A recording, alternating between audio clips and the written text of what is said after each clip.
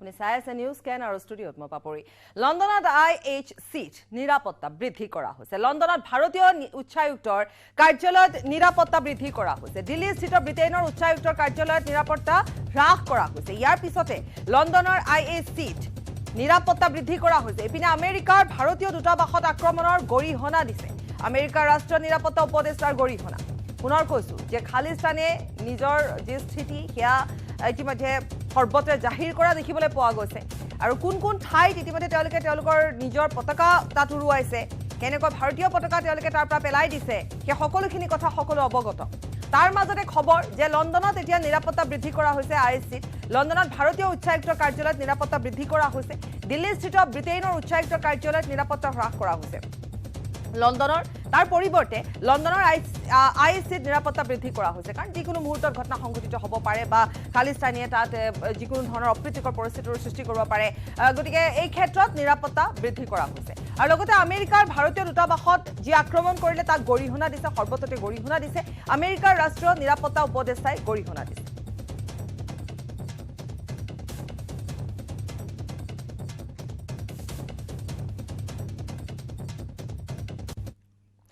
ইফালে আমেৰিকাৰ ভাৰতীয় দূতাবাসত খালিস্তানী আক্ৰমণৰ গৰিহণা আমেৰিকাৰ ৰাষ্ট্ৰীয় নিৰাপত্তা উপদেষ্টাৰ সান ফ্ৰান্সিস্কোত পুনৰ খালিস্তানীয়ে প্ৰতিবাদ কৰিছে ভাৰতীয় দূতাবাসৰ সন্মুখত খালিস্তানী পতাকা উৰুৱাই প্ৰতিবাদ কৰিছে সান ফ্ৰান্সিস্কো আৰক্ষীৰ বৈঠক ভাৰতীয় কূটনীতিবিদ নগেন্দ্ৰৰ লণ্ডনৰ উচ্চায়ুক্তৰ কাৰ্যালয় সমীপতো খালিস্তানী প্ৰতিবাদকাৰী প্ৰতিহত কৰাৰ চেষ্টা লণ্ডন আৰক্ষীৰ ওপৰত চিয়াহী মাৰিলে খালিস্তানী প্ৰতিবাদকাৰীয়ে লণ্ডনত IHCৰ সন্মুখত ভাৰত বিৰোধী শ্লোগান খালিস্তানী শ্লোগান দিছে খালিস্তানী প্ৰতিবাদকাৰীয়ে ইতিমধ্যে ঠায়ে ঠায়ে কেনে ধৰণৰ ঘটনা সংঘটিত কৰিছে সেয়া আমি জনাই গৈছো আৰু লগতে তেওঁলোকৰ মুৰব্বী কথা আমি কৈছো যে অমৃতপাল সিং এতিয়াও পলাতক অৱস্থাত আছে কেনে ধৰণে তেওঁ নিজৰ যি লুক চেঞ্জ কৰি কেনেকৈ পলায়ন কৰিছিলে সেই সন্দৰ্ভতো ইতিমধ্যে আমি জনাইছো কিন্তু এক প্ৰকাৰ ক'ব পাৰি এটা অস্থিৰ পৰিৱেশৰ সৃষ্টি কৰিছে চাৰিওফালে খালিস্তানীয়ে প্ৰতিবাদ সাব্যস্ত কৰিছে বিচ্ছিন্নতাবাদী তেওঁলোক গতিকে বিচ্ছিন্নতাবাদীয়ে ভাৰতৰ পতাকা তেওঁলোকে পেলাইছে বা ভাৰতীয় যি পতাকা সেয়া আঁতৰাই তেওঁলোকে নিজৰ পতাকা তাত উত্তোলন কৰিছে আনকি লণ্ডনৰ আৰক্ষীৰ ওপৰত চিয়াহী মাৰিছে গতিকে এনেকুৱা এটা পৰিস্থিতিৰ বৰ্তমান সৃষ্টি হৈছে দেশজুৰি সৃষ্টি হোৱাৰ লগতে সমানে আমি পুনৰ এবাৰ কম যে বাহিৰতো লণ্ডনত সান ফ্ৰান্সিস্কোত আমেৰিকাতো একে ধৰণৰ এটা পৰিৱেশ গঢ়ি তুলিছে একে ধৰণৰ এটা পৰিৱেশ সৃষ্টি হৈছে য'ত খালিস্তানীয়ে প্ৰতিবাদ কৰিছে আৰু এই সমগ্ৰ প্ৰক্ৰিয়াটোকে গৰিহণা দিছে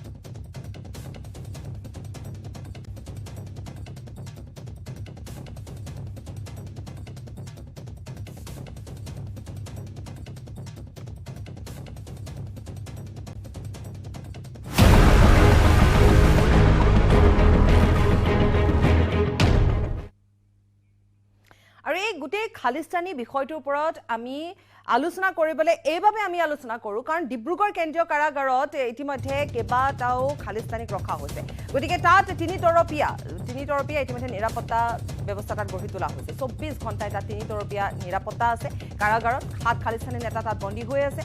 কাৰাগাৰৰ বাহিৰে ভিতৰে নতুনকৈ 7টা CCTV লগোৱা হৈছে NSAৰ অধীনত গ্ৰেপ্তাৰ কৰা হৈছে আটাইকেইজনকে 7 খালিস্তানী বৰিছ পঞ্জাবদেৰ সক্ৰিয় সদস্য ডিব্ৰুগড় কাৰাগাৰত আছে অমৃতপালৰ খুৰাক হৰজিত সিঙৰ কথা আমি ইতিমধ্যে কৈছো তেওঁ প্ৰত্যক্ষভাৱে যেটো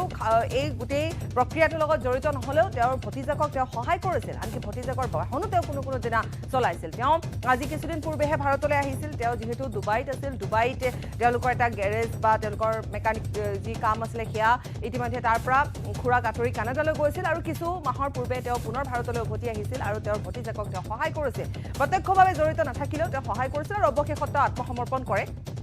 মচিৰে নিয়াৰ এটা দল ডিব্ৰুগড়লৈ অহাৰ সম্ভাৱনা আছে ইতিমধ্যে আমি এই সন্দৰ্ভত কৈছো যে আসলতে গোটেই প্ৰক্ৰিয়াটো অমৃতপাল সিং এগৰাকী ইনফ্লুৱেঞ্চাৰ আছে সোশ্যাল মিডিয়াত আৰু তাৰ পিছতে যেহেতু গোটেই প্ৰক্ৰিয়াটোৰ মাজত তেওঁ কেনে ধৰণে খালিস্তানী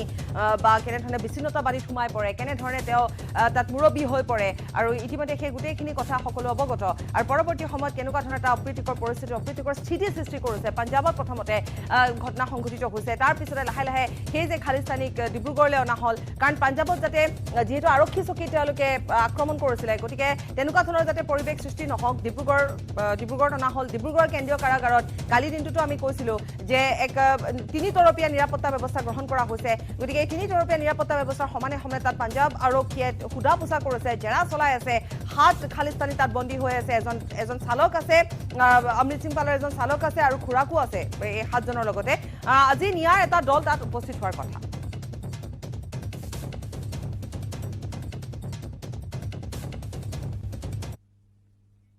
অন্য খবৰৰ মাজলৈ আহিছো মুম্বাইত ইন্ডিগো বিমানৰ 2 যাত্ৰীক গ্ৰেপ্তাৰ কৰা হৈছে সুৰাপান কৰি যাত্ৰা কৰাৰ বাবে তেওঁলোকক গ্ৰেপ্তাৰ কৰা হৈছে সুৰাপান কৰি বিমানৰ ক্ৰু মেম্বাৰক অভব্য আচৰণ কৰিছিল দুবাইৰ পৰা মুম্বাইলৈ আহিছিল 2 যাত্ৰী বিমানৰ ভিতৰতে সুৰাপান কৰিছিল 2 যাত্ৰী ক্ৰু মেম্বাৰৰ সতৰ্কবাণীকো কেৰেপ কৰা নাছিল ক্ৰু মেম্বাৰৰ লগতে অন্য যাত্ৰীকো অভব্য আচৰণ কৰিছিল পিছত জামিনত এৰি দিয়ে 2 সুৰাপায়ী যাত্ৰী পুনৰ কৈছো যে মুম্বাই ইন্ডিগো বিমানৰ 2 যাত্ৰীক গ্ৰেপ্তাৰ কৰা হয় সুৰাপান কৰি তেওঁলোকে যাত্ৰা কৰে সুৰাপান কৰি আনকি তেওঁলোকে যাত্ৰা কৰাৰ লগতে ক্ৰু মেম্বাৰকো অভব্য আচৰণ কৰে দুবাইৰ পৰা মুম্বাইলৈ আহিছিল বিমানৰ ভিতৰতে সুৰাপান কৰিছিল ক্ৰু মেম্বাৰৰ সতৰ্কবাণীকো কেৰেপ কৰা নাছিল ক্ৰু মেম্বাৰৰ লগতে অন্য যাত্ৰীকো অভব্য আচৰণ কৰিছিল তাৰ পিছত দুয়োকে গ্ৰেপ্তাৰ কৰে আৰু পৰৱৰ্তী সময়ত জামিনত এৰি দিয়ে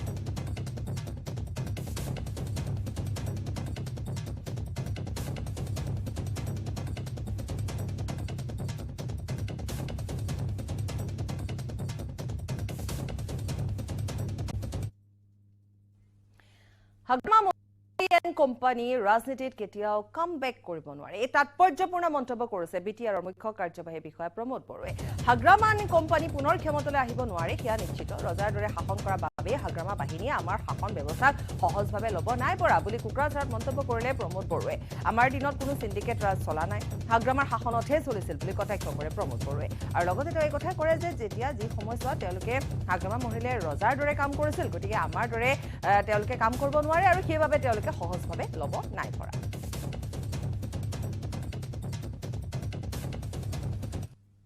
এমএলএ ইলেকশ্যনত তেখেতসকলৰ ৰিজাল্ট বহুত বেয়া হ'ল আহি থকা সময়ত এটাও ৰিজাল্ট যে ভাল হ'ব ইয়াৰ কোনো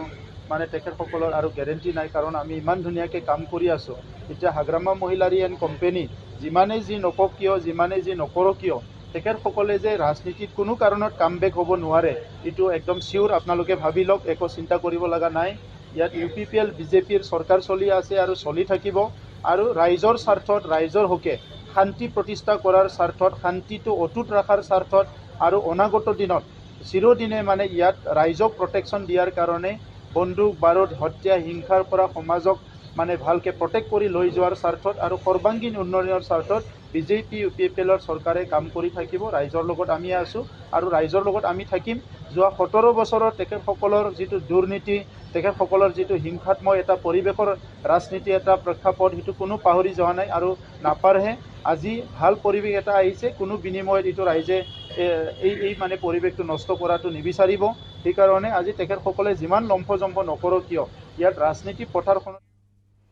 কংগ্ৰেছত মুখ্যম আঘাত বিপদত পৰিছে ৰাহুল গান্ধী মানহানিৰ গোচৰত দোষী সাব্যস্ত হৈছে ৰাহুল গান্ধী চুৰাট আদালতত দোষী সাব্যস্ত ৰাহুল গান্ধী 2019 চনৰ মানহানি গোচৰত দোষী সাব্যস্ত হৈছে প্ৰধানমন্ত্ৰীৰ বিৰুদ্ধে অপমানজনক মন্তব্য কৰিছিল বিজেপি বিধায়ক পূৰ্ণেশ মোদীয়ে তৰিছিল গোচৰ পুনৰ কৈছো বিপদত ৰাহুল গান্ধী কংগ্ৰেছত এক মুখ্যম আঘাত মানহানি গোচৰত দোষী সাব্যস্ত হৈছে ৰাহুল গান্ধী চুৰাট আদালতত দোষী সাব্যস্ত হৈছে ৰাহুল 2019 চনৰ মানহানি গোচৰত দোষী সাব্যস্ত হৈছে প্ৰধানমন্ত্ৰীৰ বিৰুদ্ধে অপমানজনক মন্তব্য কৰিছিল ৰাহুল গান্ধীয়ে বিজেপি বিধায়ক পূৰ্ণেশ মোদীয়ে গোচৰ তৰিছে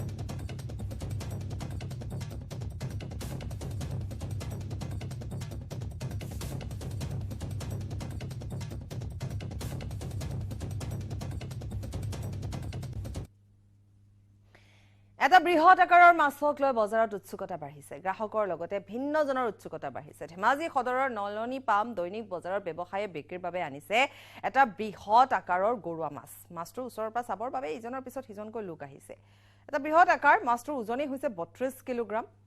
ব্ৰহ্মপুত্ৰৰ বুকুত ধৰি মাছমৰীয়াই বজাৰলৈ আনিছে আৰু পিছে মাছৰ বজাৰত মাছ ক্ৰয় নকৰিলেও কিন্তু সচক্ষে এনে এটা মাছ প্ৰত্যক্ষ কৰা বুলি জানিবলৈ দিছে বজাৰলৈ অহা বহু লোকে মাছটো ক্ৰয় নাই কৰা বহুতে কিন্তু মাছটো চাবলৈ আহিছে কাৰণ 32 কেজি ওজনৰ এটা গৰুৱা মাছ এটা বৃহৎ আকাৰৰ মাছ আৰু মাছটো লৈ উৎসুকতা বহুতৰে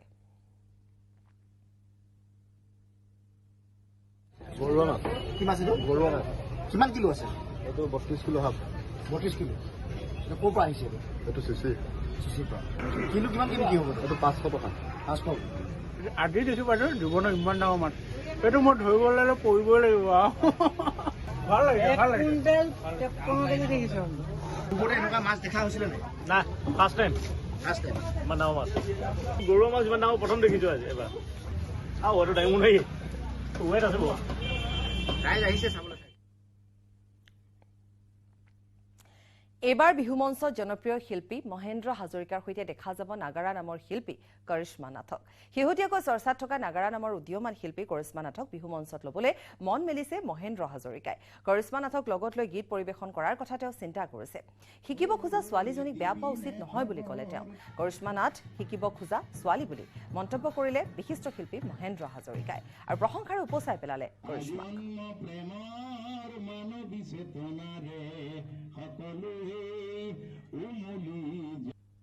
বহুজনে বেয়া পোৱা বহুতৰো বহুজনে ভাল পোৱা সেই কৰিশ্মা নামৰ ছোৱালীজনীও আশীৰ্বাদ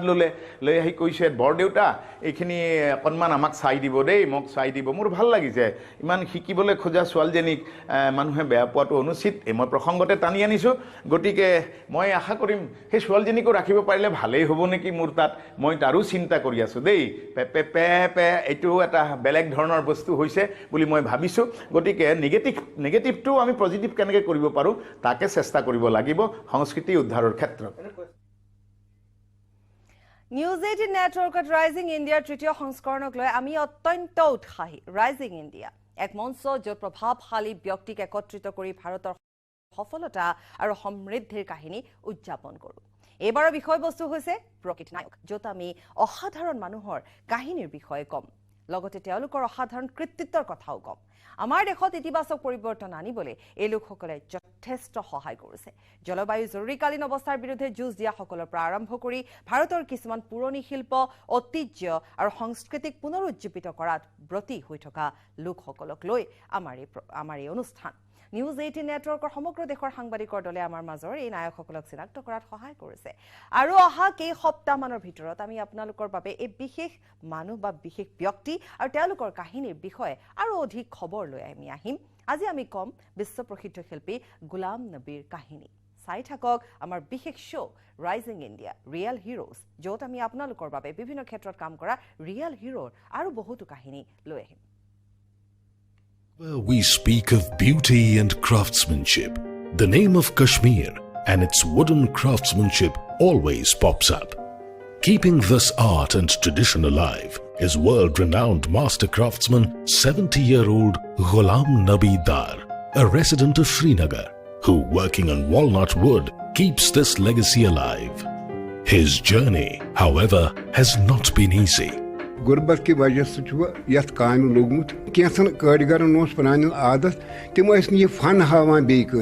तमन वोन दुमुख हे मे हेचनो तुम दुमुख हे चुक लकुट े हेक ये वंस बहुत गसान पार्कन मज अचोस वुचान यम कुदरत पोश खसान पार्कन मज पे बह कलम काकुत निवान यमन मज बेहान अत पकान फैमिली कह पकान तिमन बच्चे कह सतान सह वन यह क्या करान तम मोल मोज वन यह कह पागल इथ मुसीबत तुलमित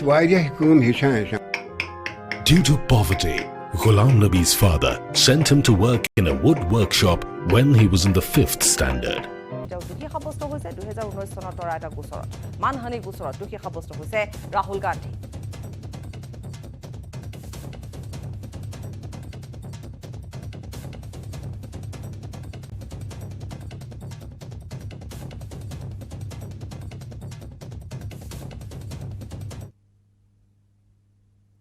ग्राउंड और उसका डिटेल्स थोड़ा मैं देखता हूँ,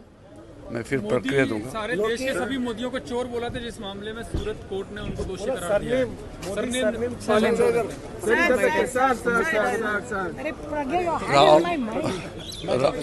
राहुल गांधी जो भी बोलते हैं वो आजकल ऐसा हो गया कि उससे सिर्फ नुकसान ही होता है। उनका पार्टी के लिए नुकसान होता ही होता है, लेकिन सबके लिए, देश के लिए भी अच्छा नहीं है। कांग्रेस के कुछ एमपी और कांग्रेस के कुछ नेता मुझे बताया, आज भी बताया, कि राहुल गांधी का जो रवैया है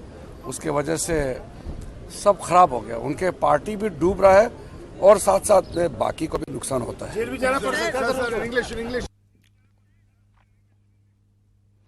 আৰু এয়া আছিল কিৰেণ ৰিজিজুৰ মন্তব্য। তেওঁ কৈছে যে ৰাহুল গান্ধীয়ে যি কৰি আছে, তেওঁৰ যি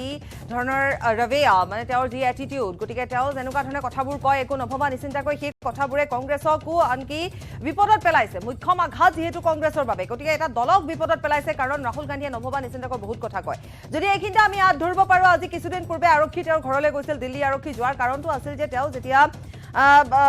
ভাৰত তেওঁ যি ধৰণে পদযাত্ৰা কৰিছিলে, গতিকে ভাৰত জোৰৰ, গতিকে সেই সময়ছোৱাত কাশ্মীৰৰ কিছু মহিলাই তেওঁৰ সৈতে কথা পাতিছিল আৰু তেওঁলোকক নিৰ্যাতন চলোৱাৰ কথা কৈছিল, যৌন নিৰ্যাতন চলোৱাৰ কথা। গতিকে সেইবাবে আৰক্ষী গৈছিল। সেই সময়ছোৱাতো ৰাহুল ওলাই অহা নাছিলে। গতিকে সেইটো এটা কাৰণ য'ত ৰাহুল হয়তো পুনৰ এবাৰ বিপদত পৰিব। আৰু এইবাৰ ৰাহুল গান্ধী বিপদত পৰা কাৰণটো হৈছে তেওঁ দেশৰ প্ৰধানমন্ত্ৰীগৰাকীৰ উপাধিক লৈ তেওঁ বিতৰ্কিত মন্তব্য কৰিছিল, তুলুঙা মন্তব্য কৰিছিল, আৰু যাৰ পৰিণতিত তেওঁ আজি বিপদত পৰিছে। পুনৰ এবাৰ কৈছোঁ আমি, মানহানি গোচৰত দোষী সাব্যস্ত হৈছে राहुल गांधी। समय पहले यहाँ भी देखा था जब गुजरात में, तो किसी एक मामले में एक विधायक, कांग्रेस के विधायक का जब उनको दोषी करार दिया गया था लोअर कोर्ट में, हालांकि वो जमानत तुरंत मिल गई थी उनको, लेकिन स्पीकर ने उनकी सदस्यता रद्द कर दी थी। तो ऐसा मामला, ऐसा रिस्क जरूर बनता है। हालांकि वो स्पीकर का प्रोरोगेटिव है, दोनों मामले, एक जुरिस्डिक्शन यहाँ पर देखा जाए तो ये कोर्ट का है, तो वहाँ जुरिस्डिक्शन देखा जाए सदस्यता का तो वहाँ का स्पीकर का होता है। तो ऐसे में राहुल पर क्या वो खतरा बना रहेगा, ये हमें देखना होगा। और जिस तरीके से अमित मालवीय ने कहा कि देखिए तो स्पीकर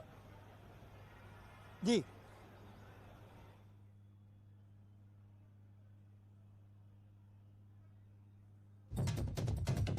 আৰু ইতিমধ্যে আমি পুনৰ এবাৰ কৈছোঁ যে এই বিজেপি বিধায়ক পূৰ্ণেশ মোদীয়ে এই গোচৰ তৰিছিল 2019 চনত। গতিকে বিপদত এতিয়া ৰাহুল গান্ধী, আৰু এক প্ৰকাৰ ক'ব পাৰি যে আচলতে তেওঁৰ আশে পাশে বিপদ ঘূৰিয়ে আছে বুলি ক'ব পাৰি। কাৰণ তেওঁ যি কৈছে, তেওঁ যেনেকুৱা ধৰণৰ মন্তব্য তেওঁ কৰে, আৰু সেই মন্তব্যৰ পিছতে আচলতে একোটা তেওঁ এনেকুৱা ধৰণৰ তথ্য প্ৰমাণ নোহোৱাকৈ মন্তব্য কৰে। আমি পুনৰ এবাৰ ক'ম যে আজি কিছুদিনৰ পূৰ্বেও আৰক্ষী তেওঁৰ ঘৰলৈ গৈছিলে, গতিকে তাতো তেওঁ বিপদত পৰা সম্ভাৱনা আছে। গতিকে এটা বিপদ আঁতৰাৰ পূৰ্বে পুনৰ এবাৰ 2019 চনৰ মানহানি গোচৰত তেওঁ দোষী সাব্যস্ত হৈছে। গতিকে মানহানি গোচৰ তৰিছিল এগৰাকী বিধায়কে, বিজেপি বিধায়কে, আৰু কাৰণ আছিলে যে তেওঁ প্ৰধানমন্ত্ৰী গৰাকীৰ বিৰুদ্ধে অপমানজনক মন্তব্য কৰিছিল। বিশেষ इन लोग कहेंगे अपने घर ही में कोर्ट न्यायालय खोल दें, ये तो चाहते हैं हम उनके घर में हो और ये लोग ही जज बने, यही लोग फैसला करें। भाई अब उच्च न्यायालय है, सब एक प्रक्रिया है, ये सारे एजेंसीज हैं, सारे इंस्टीट्यूशंस हैं, ये लोकतंत्र को चला रहे हैं, इतने बड़े लोकतंत्र को, उनको अपना काम करने दें। इन लोग अब जो मांग कर रहे थे उच्च न्यायालय में गया, अब वो हिसाब से पूरा होगा। विश्वास रखें, इन लोगों को खुद पे विश्वास नहीं, अपनी पार्टी पे विश्वास नहीं, अपने कार्य।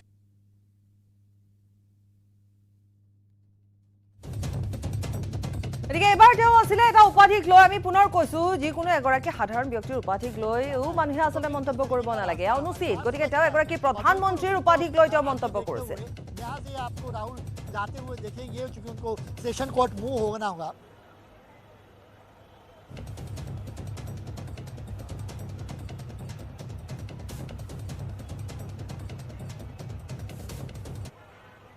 মানহানি গোচৰ তৰা হৈছিলে, অপমানজনক মন্তব্য কৰিছিল, দেশৰ প্ৰধানমন্ত্ৰী উপাধিক লৈ তেওঁ মন্তব্য কৰিছিল। তেওঁ কৈছিলে যে সকলো চোৰৰ উপাধি মোদী হয়, কেনেকৈ সকলো চোৰৰ উপাধি মোদী হয়, তেনেকুৱা ধৰণৰ তেওঁ এটা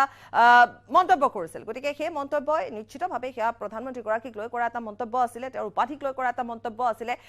বিজেপি বিধায়ক পূৰ্ণেশ মোদীয়ে তেওঁ এই গোচৰ তৰিছিল, 2019 চনত গোচৰ তৰিছিল, আৰু এই গোচৰৰ ভিত্তিত আজি তেওঁ দোষী সাব্যস্ত হৈছে। গতিকে এয়া এক মুখ্যম আঘাত কংগ্ৰেছৰ বাবে। হয়তো কংগ্ৰেছৰ তৰফৰ পৰা ক'ব যে এয়া বিজেপিৰ ষড়যন্ত্ৰ, কিন্তু যিয়ে নহওক তেওঁ এটা অপমানসূচক মন্তব্য কৰিছিল। অপমানসূচক মন্তব্যৰ বিৰুদ্ধে যিহেতু গোচৰ তৰা হৈছিলে, গতিকে ন্যায়ালয়ে সেই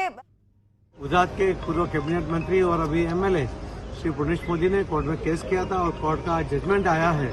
और इस जजमेंट में उन्हें कन्विक्ट किया है। मुझे लगता है कि इसके बाद भी अगर उनमें कुछ सुधार हो तो अच्छी बात होगी, देश के लिए भी। देश का भी बार बार वो अपमान कर चुके हैं, देश के लोग भी इसकी वजह से उनके ऊपर खपा है, उसका खामियाना उनको भुगतना पड़ेगा। किस मुंह से उर्दू की तरफ जा रही है, जिसने खासकर मुसलमान भाइयों को अपमानित किया हो, और केवल राजनीति उत्तर प्रदेश में ये है कि मुस्लिम को तबाह कर दो, परेशान कर दो, हिंदू मुस्लिम की खाई पैदा कर दो। वही लोग कैसे उर्दू की भाषा को समझेंगे? उर्दू मिलाती है, उर्दू भारतीय। ये पर उनको जमानत दी जाएगी। ये एक मामला अभी ब्रेकिंग न्यूज जो दे रहे हैं हम लोग कि अभी राहुल को 2 साल की सजा का ऐलान किया गया है लोअर कोर्ट की ओर से और 15,000 के मुचलके पर उनको जमानत दी जाएगी। ये अब तक की बड़ी खबर। राहुल अभी यहाँ से होंगे क्योंकि उनको स्टे लेना होगा, इस जजमेंट पर स्टे लेना होगा और 2 साल की सजा का ऐलान। चूंकि मैंने आपको कहा था कि धारा जो 499 और 500 के तहत जो धारा है उसमें 2 साल की सजा है मैक्सिमम पनिशमेंट, और कोर्ट ने मैक्सिमम यानी जो प्रोसिक्यूशन ने जो बात कही थी कि जब आप खुद संसद में बैठते हैं, खुद कानून बनाते हैं, तो ऐसे में मैक्सिमम पनिशमेंट होनी चाहिए। तो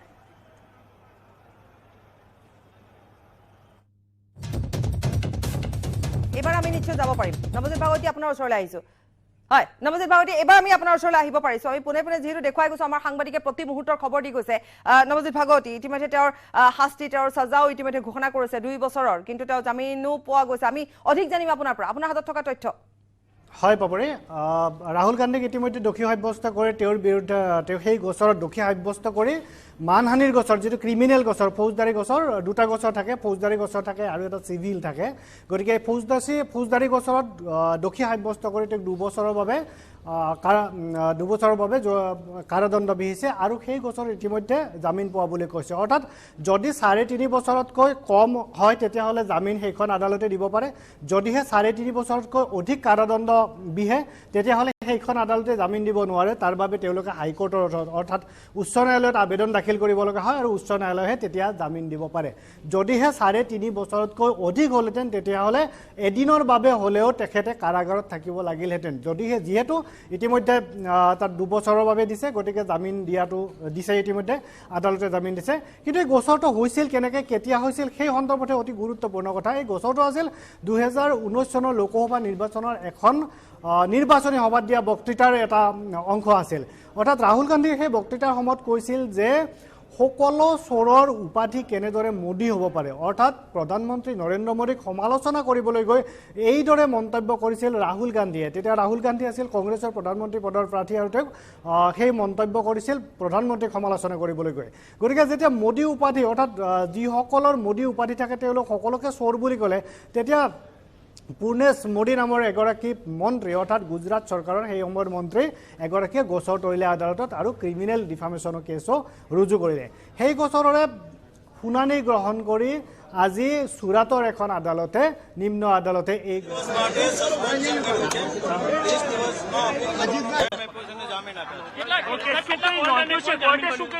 જામીન જે છે આપણે દેસાઈ, જે માજી કોંગ્રેસ નૈશિક દેસાઈ અને હસમુખ દેસાઈ, પણ 10,000 ના હશે, મને બહુ ખબર નથી, પણ 10,000 થી વધારે ના હોય। आज राहुल जी को आईपीसी के कलम 490 ने और 500 के नीचे सजा सुनाई गई है, उसको कन्विक्शन कर दिया है और 2 साल की सजा फरमाई गई है। 2 साल की सजा कर दी गई है और उसको जो 2 साल की सजा है कोर्ट ने सस्पेंड कर दिया है 30 दिन के लिए सस्पेंड कर दिया है और जामीन दे दिया है। तो जामीन છે આપવામાં આવી ચૂક્યા છે। অধিবক্তাৰ ভাষ্য, তেওঁ জামিন পালে। আপুনি ইতিমধ্যে সেই তেওঁৰ শাস্তি বা তেওঁৰ জামিন সন্দৰ্ভত আমাক সবিস্তাৰে কৈছে। আৰু ইতিমধ্যে আপুনি এই কথাও কৈছে যে 2019 চনত তেওঁ সভাত, জনসভাত এই কথা উল্লেখ কৰিছিল, য'ত সকলো মোদী উপাধিৰ লোকে চোৰ বুলি তেওঁ কৈছিলে, ৰাহুল গান্ধীয়ে কৈছে। আৰু राहुल जी को 2 साल की सजा हुई, क्या? देखिए, कोर्ट का डिसीजन है, अभी उस पर तो हम कोई टिप्पणी करना नहीं चाहते, लेकिन अपील कोर्ट पर विश्वास है पार्टी को और जस्टिस पे विश्वास है। कोर्ट का ये जजमेंट पे अभी हमें कोई टिप्पणी नहीं करनी, पर अपील कोर्ट में वी हैव ट्रस्ट कंप्लीटली। आज क्या हुआ, कोर्ट में गए तो कोर्ट में वो आए और उन्होंने पहले कन्विक्टेड कहा और बाद में फिर पनिशमेंट 2 years डिक्लेयर किया ऑनरेबल जज ने। आगे तो कोई टिप्पणी नहीं की और रिटर्न जजमेंट अभी वो दे रहे हैं, they will produce return judgement.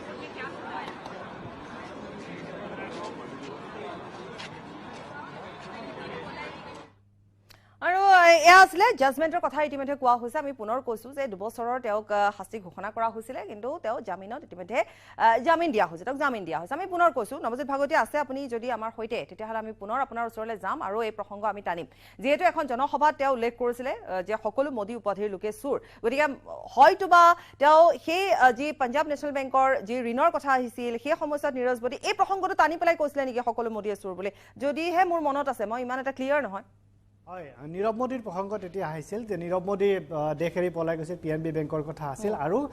সেই সময়ত আন কেইবাজনো লোকৰ নামো আহিছিল এনেকুৱা ঘটনাত অৰ্থাৎ নীৰৱ মোদী তাত সেই সকলৰ ভিতৰত প্ৰমুখ আছিল গতিকে সেই প্ৰসংগত ক'বলৈ গৈ তেওঁ কৈছিল যে মোদী উপাধিৰ অৰ্থাৎ সকলো চৰৰ উপাধিয়ে মোদী কিন্তু সেই সময়ত আন বহুত আছিল যে যিটো কথা সম্পূৰ্ণভাৱে শুদ্ধ কেতিয়াও নহয় যে সকলো চৰৰ উপাধি আৰু মোদী কেতিয়াও হ'ব নোৱাৰে গতিকে বিভিন্ন আছিল গতিকে স্বাভাৱিকভাৱে মোদী উপাধিৰ যিসকল লোক আছিল তেওঁলোকক ক্ষুণ্ণ হোৱাটো স্বাভাৱিক আৰু সেই মৰ্মে তেওঁলোকৰ আজি গুজৰাটৰ তাত আচলতে নীৰৱ মোদীও আছিলে ললিত মোদীও আছিল আৰু সেইবাবে মোদীৰ কথাটো লৈ পেলাই উল্লেখ কৰিছিলে কিন্তু যিয়ে নহওক এগৰাকী প্ৰধানমন্ত্ৰীৰ উপাধিক ধৰি তেওঁ বিতৰ্কিত মন্তব্য কৰিছিল এগৰাকী প্ৰধানমন্ত্ৰী বুলি নহয় নৱজিত ভাগৱতী সাধাৰণ মানুহৰ উপাধি বা নামক লৈ বা এটা জাতিক লৈ কোনো ধৰণৰ মন্তব্য কৰা উচিত নহয় আৰু বাৰম্বাৰ আচলতে ৰাহুল গান্ধীয়ে এই অকালপক্কৰ কামটো কৰে তেওঁ বাৰে বাৰে এনেকুৱা ধৰণৰ কিছুমান মন্তব্য কৰে যাৰ ফলত এটা দল সাধাৰণতে বিপদত পৰি অহা দেখিবলৈ পোৱা গৈছে হয়তোবা তেওঁ পৰৱৰ্তী সময়ত আকৌ এবাৰ বিপদত পৰিব এই কাশ্মীৰ প্ৰসংগটোক লৈ নে কি কয় হয় কাশ্মীৰ প্ৰসংগটো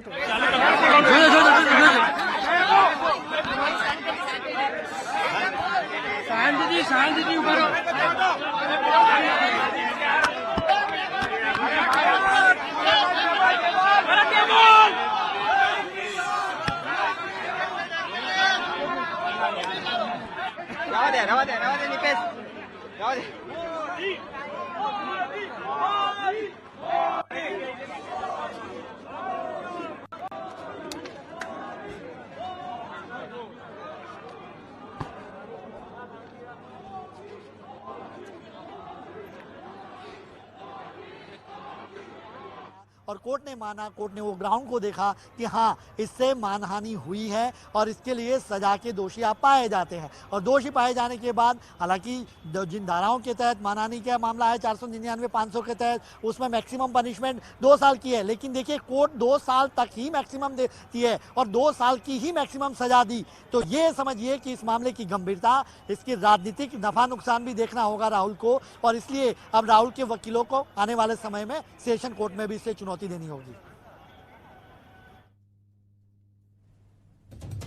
নৱজিত ভাগৱতী আহিছো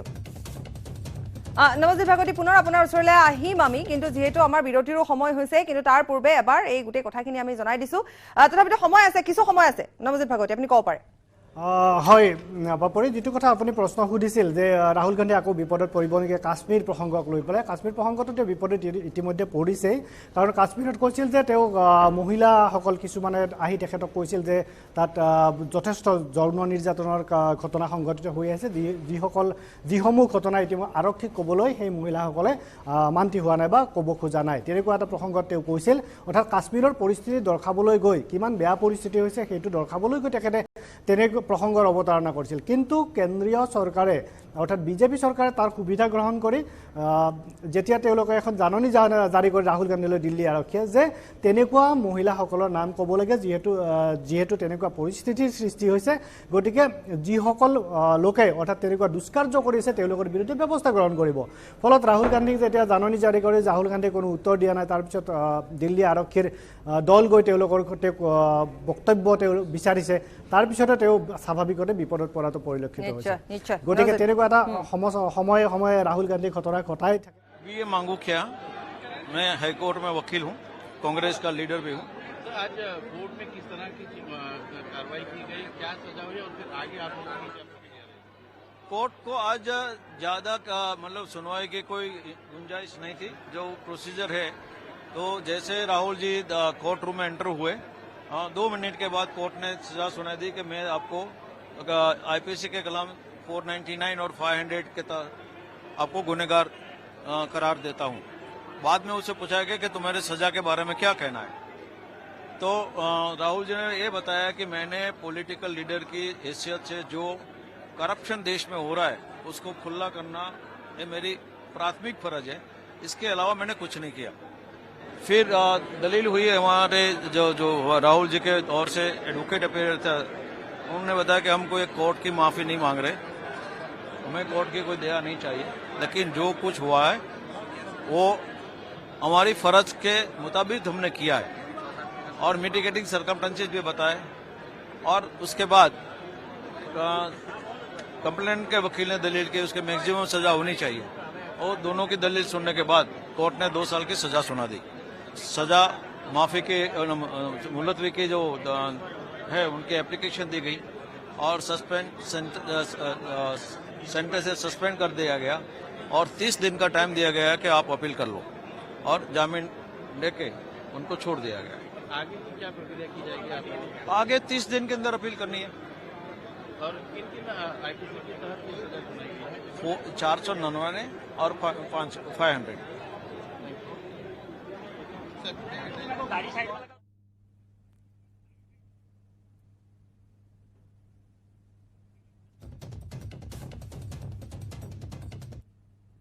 আৰু খবৰ আছে, সময় বিৰতি।